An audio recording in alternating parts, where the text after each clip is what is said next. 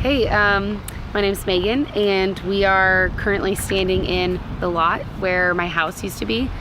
So let's see, this day last year about 2 in the morning, woke up and it was extremely smoky smelling and insane winds.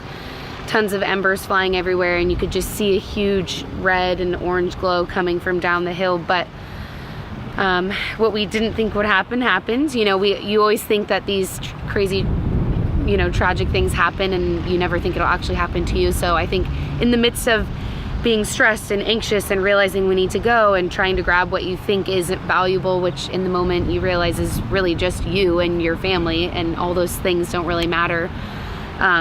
It was, really intense, and obviously we left.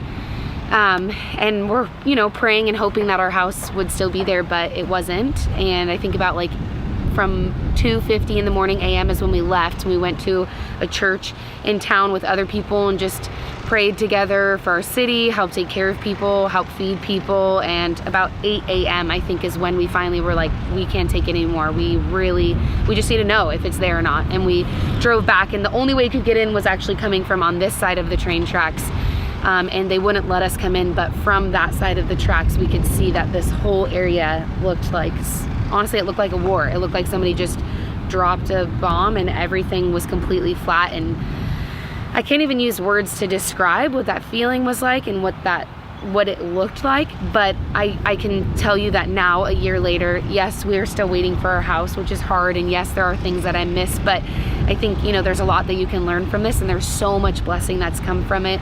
I feel a little bit embarrassed saying this, but there are so many neighbors that I didn't even know. I didn't know their names. I didn't know their stories. I never really talked to them because, I moved back in after college trying to pay off those student loans. And now I'm friends with my neighbors. Now I know their names. I know their kids' names, and I know what they do for a living. And it's really amazing to see the community is being rebuilt as the houses are being rebuilt, which is, I think, just a blessing from this whole thing. So I hope that can give some of you guys some hope. Those of you who also lost everything and know exactly what this feels like.